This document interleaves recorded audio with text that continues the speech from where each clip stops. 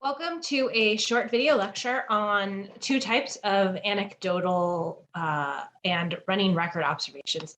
Kind of consider this the basic form of observation, the bread and butter observation, kind of the basics, two forms of observations that you might be often doing when working with children. So these are very, very common. So I'm going to go over them. You'll have some readings this week, and then you'll also be practicing them online as well. So kind of the basic part of observation before I get into two kinds of basic observation, anecdotal and running, is that it's factual. So you only record, write down, or audio record or video record what you see and hear. And it should be written during or immediately after any kind of observation that you do. So a lot of times you'll be writing throughout, and then you might go out and you might also write some comments, ideas right after the observation. So it's still fresh in your mind. So especially running records, you kind of reflect on what you've just seen in order to go ahead and have a better understanding of what you just observed. So you spend time reflecting on what's the child's developmental level, is it typical, what theory or practice kind of informs this observation. So I'll go into more of that in a little bit, but your observation is either done in the moment or right after. You don't want to spend a couple of days thinking about it because it's not going to be as fresh, and those facts and details will not be as fresh either. That when we're constructing an observation, it's often very much in a narrative form. So we want to know when you're doing it, morning, afternoon. Is it a time of transition, like into lunch? Is it outside, inside? Those are very important things. We want to know which child, how old the child is, where it is happening, and what happened as well. So what are the important things that kind of happened in it? And then maybe what is the result, or once again, your kind of reflection on that observation. So we want to record these details as much as possible. So think you are a newscaster, you are a journalist, just the facts. I don't need to know that you think the child is happy. Instead of saying, she's such a happy child, you could say, the little girl who's about 3 years old saw her mother come into the classroom and she ran over with a smile on her face and said, quote, "I'm so happy to see you, mommy," end quote. So we could infer possibly that that child is happy, or at least happy to see her parent. But we're not going to do that because that's not the purpose of observation. The purpose of an observation is not to infer. The purpose of an observation is to write down exactly what happened and then preserve those details. So we could have that observation for the next 2 or 3 years while the child's in our early childhood education program, so that we can see how she's progressing in running, how she's progressing in talking, how she's progressing in emotions, how she's progressing in social. There also can ways of some of the things that you might want to focus on. So what do you kind of write or observe about this one in blue? A child finding an interest, or what they are interested in. What is the area of the classroom or outside that is most interesting to them? What is their strength? It might be Legos or drawing or math and science, something like that. How they get involved with other people, so those kind of social and emotional skills. How they persist, especially when things are difficult. How do they work with their own impulse control? How do they express an idea or point of view, especially if they're not verbal? How do they use it with their body language? How do they use it with pointing? How do they use it with their body? Because a lot of times infants and toddlers are not verbal, and they can still have a point of view or ideas or communicate with us. They just maybe won't do it verbally. They'll do it in their actions, their behaviors, and their body language. So this is a anecdotal kind of observation. So it's short, it's concise, very, very few words, the words you just need to be able to communicate what happened. It's non-judgmental. It's just objective facts, details, nothing that you think happened or infer happened, just exactly what happened in that kind of a brief picture of when you're with that child. So typically anecdotals are a short period of time, it may be 10 to 15 minutes about a specific child. So this is an example on the left-hand side of what anecdotal uh, observations look like. And once again, this is kind of your bread and butter. These are the basic observations that you might be doing if you're working with children or really adults of any age. So we've got her name, we've got where she is, we've got the day, we've got the time as well, and we've got the teachers who are in the classroom with her. All really important information. So what could we think about a 3-year-old and their milestones? What could we think about May and the weather in May? We get information, especially if this is our school, about the teachers who are teaching her. We might have some information about them as well. Then we kind of get some more action. So dressing for outdoor play, she bends over with her eyes closed to get her coat zipper. She puts the twos together, but when she tries to pull it up, it slips out. She grits her teeth and she stomps her foot and she looks up at her teacher and says, "I can't do it." Then she bends down and says to D, "Put this one in and hold it." And then she'll pull the part up and then she says, "Thanks, you're my buddy." And she says, "Right." So that's a great observation. That's fantastic. There's detail, there's recording exactly the words that she had. And we're also kind of recording how difficult a self-help skill is. So self-help is like taking care of yourself. So being able to do a zipper is really hard for a 3-year-old. I have a 5-year-old who's still kind of struggling with that.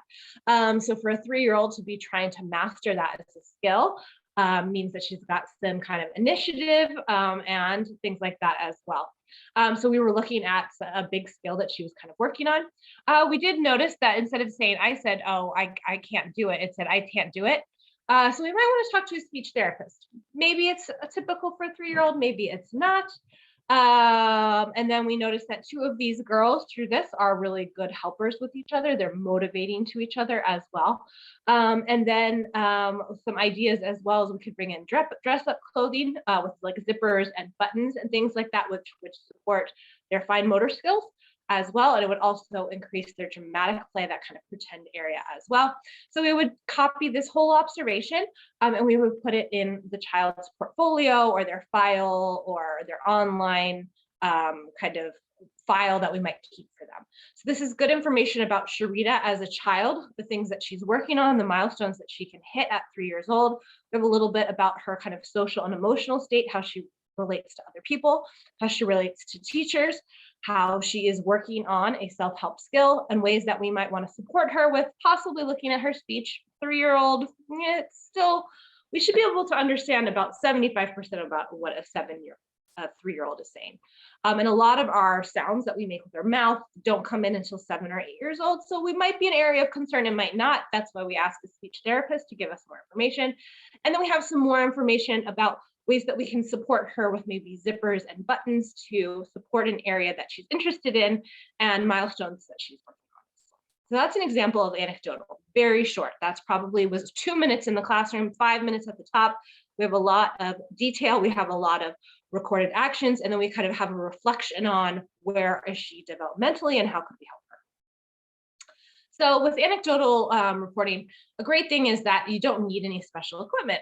It's literally just a piece of paper. A lot of times we might use a classroom iPad, a classroom phone to take pictures, record, type notes up. Those are great. Technology is great. Embrace it. But also, this is something that you could just have on a pad of paper and be able to record something that happened really fast as well. It preserves the facts and details. So I could think back, I could, be Friday afternoon getting ready for the next week and be like, "Oh man, Sharita did something really cool with like buttons and a zipper and with her friend." But if I haven't recorded it and I don't have that detail, it's not something that I'm going to be able to think back with my memory as well as if I had preserved that kind of observation. It gives the readers a sense of being there. So their parents, the speech therapist, who might be evaluating her, the principal or director would also get a sense of this is how Sharita acts in this situation. We don't try to take out our judgments and inferences. So in this sense, on the left-hand side, the actual actions that we observed, that I'm showing you right now with my mouse, there's no judgment in there. On the right-hand side, though, there is a little bit of kind of deciding on a developmental stage, theory, things like that. But since we are using kind of objective facts and we are using objective milestones to the most ability, the most possible ability that we have, we're trying to get rid of judgments and inferences by only using the facts of an observation to also draw upon accepted theories about children and how they are developmentally. Anecdotal is fantastic. You'll do a lot of it if you work with children because it's very easy. You don't need special forms, special equipment, and you can record all areas of development. So that was just in line trying to get ready to go outside. You could do it at lunch. You could do it at nap time. You could do it outside. Parents could do it. Anybody could do it. So that's the reasons why we do it. Well, some of the disadvantages is it's not, you choose when you're going to do the observations. So that could mean that we are sometimes subjective. If we are only choosing to observe in the mornings, then we don't get what happens in the afternoon. If we're only choosing to observe girls and not boys, or one race over another, or if we're choosing to only observe the children that are closest to us and not in another part of the classroom, or if you like the block center, and it means you're not getting into the science center as much. There are lots of reasons and ways that we could have our own subjective ideas about classrooms. And so by what we choose to observe means that we might have some subjectivity, inference, and judgment. It's usually implicit, meaning that we don't even really recognize it. And that's a problem with all observations, for sure. I actually used observations to kind of find out that I, in the classroom many, many years ago, was primarily choosing girls to be my helpers. So, you have typically a helper that will help you set up lunch. You have a helper that might be first in line. You might have a helper that is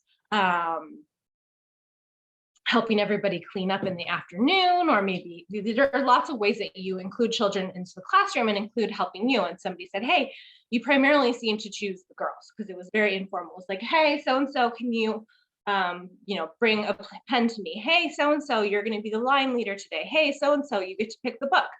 And she said, like 75% of the time you're actually picking a girl over a boy. And then I did a checklist. So I just, for like 2 weeks, every time I chose a helper, I would either say if it was a boy or a girl, and she was totally right. I was primarily picking girls. What's the implication of that? That girls are helpers, girls are nice, and that boys are not as helpful. That was kind of the implication that I was unconsciously, subconsciously sending my class, by primarily picking girls. That's not good for girls, and it's not good for boys either. And so by using a checklist of who I chose to help me, either informally, then I was able to see that, and I was able to change my behavior. So then helpers were more formal. So there was a line leader helper, there was a story helper who picked out the storybook, and there was a lunch helper as well. So there are 3 opportunities to be helpers, and I literally just went alphabetically. So it was Aiden, then it was Bob, then it was Cassie. I just went through the list, and then we would start back up again. So everybody had a chance.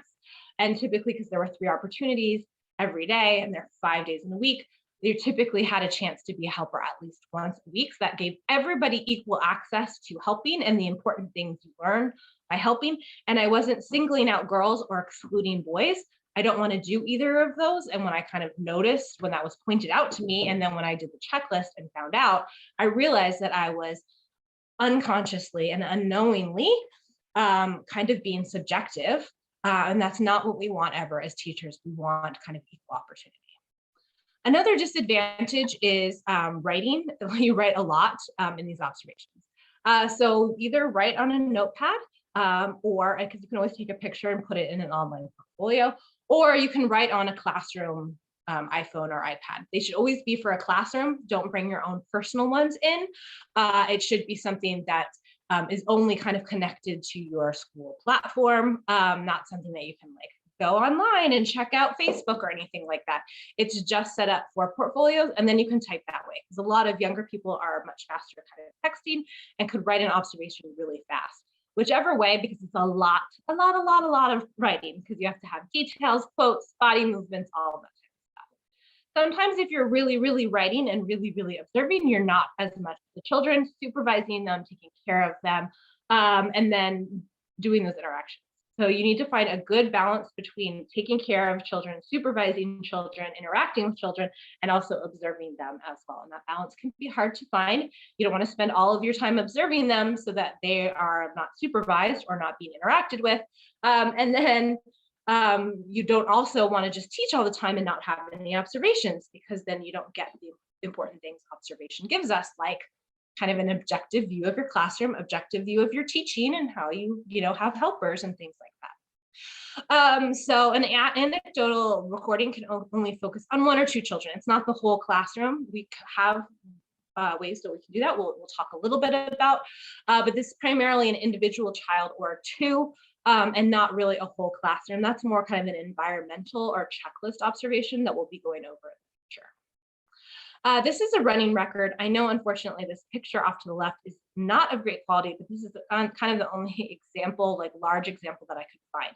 So typically it's, once again, a detailed, objective, sequential recording, which means something happened at 9, then 9:05, then 9:10, then 9:15.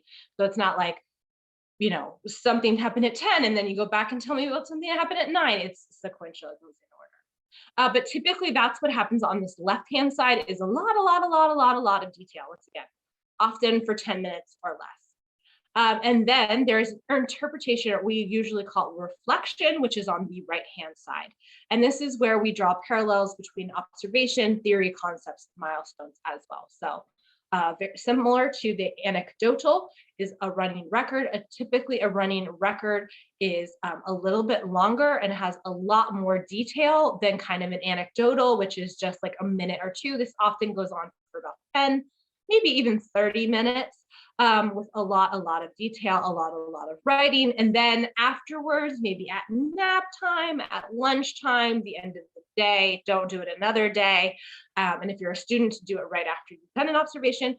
You will look at, what did the child say? What does this tell me about a milestone? How does the child use their hands? Does that mean they're a lefty and not a righty with their photomotor skill? They can run. What does that tell me about their gross motor skill? So we see what they can do, and we draw parallels between theory and milestones. Running records are very, very common. Once again, it's just observing for 10, tops 30 minutes about just a normal behavior, and that's great. We get another kind of snapshot, an objective kind of record of what the child is doing. Lots of details, once again, is fantastic for seeing the child as a whole and all the ways that they can use their milestones, and use the different parts of their development. But a lot of times they might feel watched. If somebody's sitting there for 10 minutes and observing every single thing you do and writing it down, you would be like, I would sit up a little bit straighter. I might go into the bathroom and, put on some lipstick. If I'm being observed as a teacher, I might be bringing out, my 100% A game teaching game, right? Because I'm being watched and I know it. So it might kind of change how I act. And so children are humans too, and they might do that as well. They might act up, they might act out, because they're feeling watched, they don't know why. Or, they might start to just change their behavior. They might come over and have a chat with you and talk with you. So the segment may not show kind of normal behavior. And a lot of times, once again, if you're the teacher in the classroom, your attention is on the observation and the writing. And that's why we usually say, just keep it at about 10 minutes. Because it's, once again, taking your time away from the interactions and supervision of the children.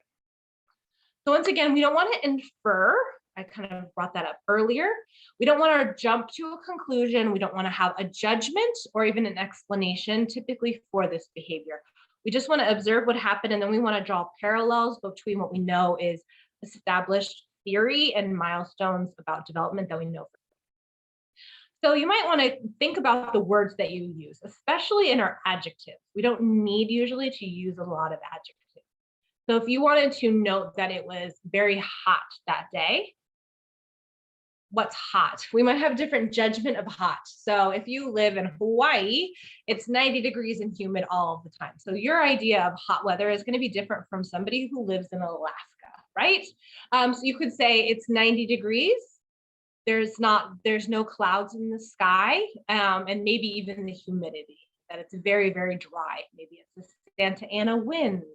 That would be good information, and it would take our own judgment out of it. Because if we just said hot, you know, I might think, oh, geez, hot is like 105. And somebody from Boston is like, no, hot is 80 degrees. That's a 20, 25-degree change in what we think is hot.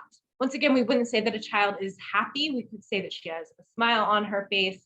She greets her mother and says that I missed you so much. Something like that. We don't need to say that she's happy. So always kind of think about the word choices that you use, the adjectives that you use primarily when you're talking. You might want to also make sure that the verbs and adverbs and tenses that you use within the English language are very easy to understand. So what does run mean? You might need to define run. So instead of saying the toddler runs across the room, well, toddlers actually don't really run. Both their feet don't leave the ground at the same at one point. So that's the definition of a run, is that when you are running at some point in kind of the running process, both your feet are leaving the ground.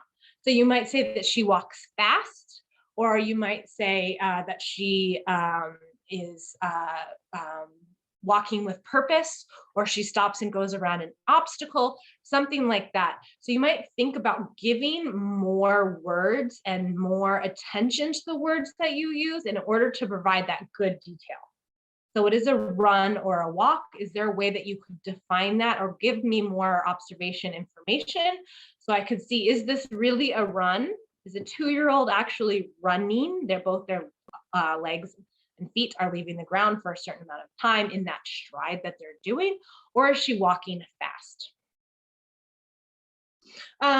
So typically we want to have that feeling of being there. That's how much observation you should give. And that's some of the downsides to most of these observations is you're writing so much because you're trying to get as much detail. What hand is she using? How is she using her fingers when she's drawing? What colors is she choosing? What words is she saying? How is she sitting at the table? How is she sitting on her ground? Are her legs out? Are they crisscross applesauce? Those types of things are the observations that I want to see and hear for you guys when you're starting to practice this in this class. In this class, I want more words, more detail, more observation, so that I can get a sense of being there. The great thing about this class and being primarily online is that we're looking at the same video. So I've seen the video many, many times that you will be watching and observing from. So I know what to be looking for. And what I would like from you is just so many things that you are seeing and hearing and observing. Okay. So what hands are they using? What words are they saying? Really kind of focus on their behavior and their actions and their words. What do we do with this? Like, why are we even doing observations? We talked about that a little bit. First of all, we would just want to keep it in their portfolio, see how they're progressing. If we have a 1-year-old and they're going to leave us when they're 5 and they go to kindergarten, we're going to see 4 years of development. A great place to see that is in the portfolio. How is their writing changing? How are their drawing changing? How is their height changing? How is their weight changing? And my observations are also going to show those developmental changes. It makes you an intentional teacher. If I didn't know that I was unintentionally choosing one gender over the other to help me, that would really make me a certain kind of teacher and one that I didn't want to be. I wanted to have equal representation of my children in my class as helpers. So by having something pointed out and using a checklist observation where I just simply kept track of it, I said, you know what? This is not what I want to be as a teacher. I want to be a better teacher than this. I want all children to get an opportunity to practice helping each other and helping me. And so I'm going to make changes based on the observation that I had.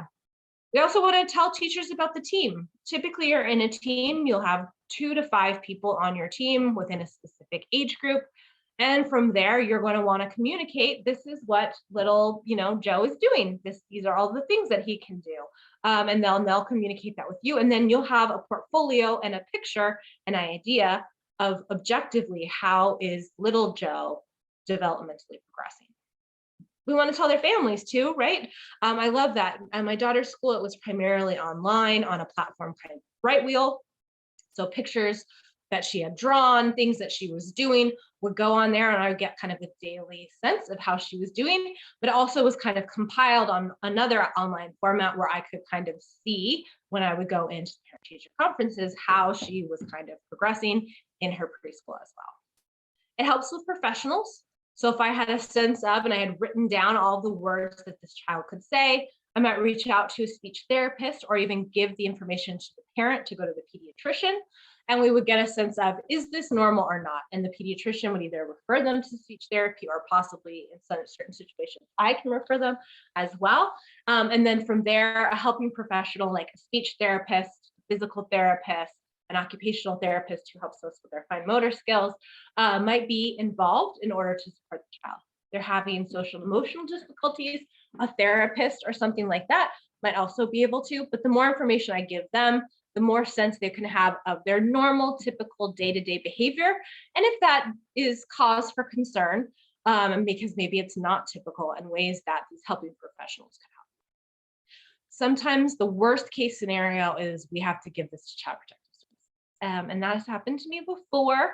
Accident reports, and then just kind of developmental information. I've had to, through Child Protective Services, give it to that person, to that child welfare worker. You don't just give it to them. They need to kind of formally request it, but they might need to take a look at how is the child's development changing for the better or for the worse. Are we seeing some signs of child abuse and neglect? Maybe the child's regressing, they've gone back and they're not potty training or they're not talking the way that they might, which might kind of indicate to us that some abuse or neglect has happened. Because I've been doing this for 20 years, unfortunately, that has happened to me. It doesn't typically happen right outside of the gate. It's been few and far between in my teaching career, but that information, when formally kind of requested by child welfare or child protective services, can be important information for protecting the child and getting them out of an abusive situation. Some ways for observing in real life: embrace technology. I'm not always the biggest proponent of technology, like in classrooms and things like that with kids, computers. I'm not like, oh, that's not my favorite. But if this helps, for sure. I observed when we didn't have iPads, classroom iPads and classroom iPhones in the classroom. And then I've observed as a teacher after the advent of the iPad, and it was much easier with the iPad. I could even take videos. I could videotape myself reading a story. I could videotape a child drawing or doing a science experiment, and then have that as part of their portfolio of a kind of a 1 or 2 minute kind of show of what they're doing. Audio recordings too. That's a great way. A lot of times if you press play on the iPad, they know they're being watched and they might, try to be funny or change their behavior. A lot of times with an audio recording on an iPhone as well, they're not as aware of it. So you get, especially with a 4 and 5-year-old who might be talking a lot, you get all of those conversations that they're having, and then you can transcribe it. They even have technology that will do that for you from voice to text as well. So it could transcribe a whole conversation for you. In my master's dissertation, I had to transcribe all of it myself because it was pre-iPhone, pre-iPad. Even laptops were not commonly used before when I was in grad school back 15, 16 years ago, unfortunately.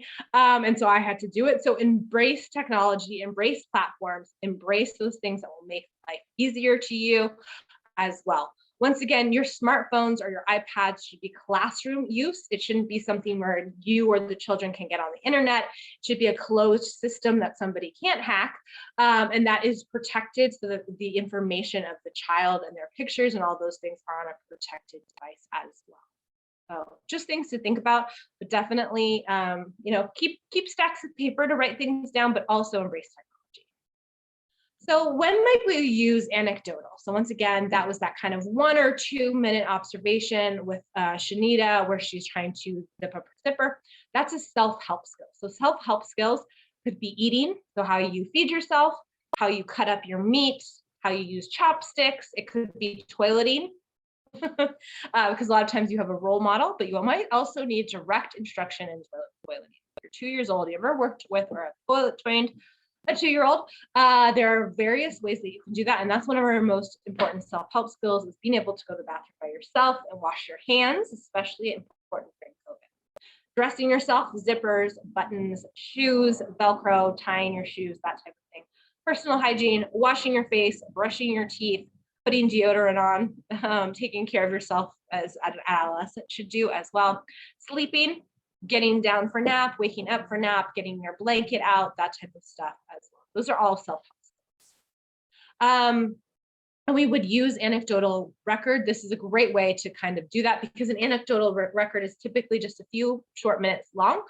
So you could do one of a child eating, and maybe they are trying to master eating a fork. And so their little chubby hands might be holding the fork like this and digging in and spilling the corn everywhere and it going on the floor and then picking it up and throwing it away. Maybe they're trying to put their own bowl away. And once again, they are 2 years old and they've got their little bowl. And maybe as they're going to throw it away in the trash can, they trip and they fall and they dump it all on the ground. That might be a great anecdotal record of how this child at 2 years old, which is quite difficult, is trying to kind of feed themselves. And how hard is it to use a fork and to also pick up like corn kernels or green peas or something like that. That would give us a sense of fine motor skills. It would give us a sense of self-help skills, especially as well. It's just 1 or 2 minutes with a lot of kind of written information about how they're doing. Running records are typically for play activities and behaviors, and we're really focused on milestones and development. So we're typically thinking 10, 15 minutes of a very sustained, sequential, longer term observation. So we could look at how they use materials, how they draw, how they play with each other, how they stack blocks, how they put Legos together, all of those things. Because we're really looking, because we're going to reflect everywhere again on their milestones and development. A best practice for kind of observations, and this is my last one for the day, is to be aware of our culture and our cultural differences when it comes to not only self-help skills, but play behaviors as well. So typically in the United States, we're pretty focused on independence, right? So we give 2-year-olds forks and we give them bowls and we expect them to try to kind of feed themselves because we value independence for the most part in this country. Lots of other cultures who also live in this country might not. It might be interdependence. So a child not necessarily knowing how to feed themselves at 4 or 5 doesn't mean that the child is delayed or needs support. It might mean that by having conversations with the parent, we understand that in their culture, 3-year-olds don't feed themselves. Grandparents do, or aunts do, or older sisters and brothers do, or parents do. So they're more interdependent, and feeding a child up until they were 3, 4, 5 years old is really not a big deal in their culture. Whereas in preschools and infant and toddler programs, we often focus on children developing self-help skills early. So we might need to do some conversations and some kind of meeting of the minds and having deep conversations with parents about what do you do in your home? What do we do at the center? What's a middle ground that is good for the child? So we need to be respectful of the culture that the child is coming from in order to have good, responsive, intentional teaching in the classroom as well. Another thing is children with special needs. For the most part, we're in this class, we're kind of focusing on typical milestones and typical development. Observations are great for children with special needs, especially when they're younger, because it gets them that support that they need from those helping professionals, occupational therapy, speech therapy, physical therapy. So the more observations we have and the more information we can give the parents, then the parents can use that observation to start to wrap their mind around maybe a possible special need, or to go ahead and take that to a pediatrician or to somebody who can refer them to get the help and support as well. So we use typical milestones quite a bit in our observations because we want to get a sense of developmentally, where is that child? I've worked with children with special needs for a very, very long time as well, and primarily infants and toddlers. We want to get them the support that they need right off the bat so that they can live to their full optimal potential is what we want for every child, right? So wherever a child is, we want them to reach their own individual optimal kind of level of development. And that is why we observe. Observation is an important tool for working with families, working with professionals, and being great intentional teachers. And that's why you're going to be practicing this week, for the next 2 weeks, your anecdotal and running records. So there's more information online on Canvas in how you guys are going to be practicing the 2 types of observation that I've gone over today. All right, that's it for this week, and I will see you guys a little bit more online.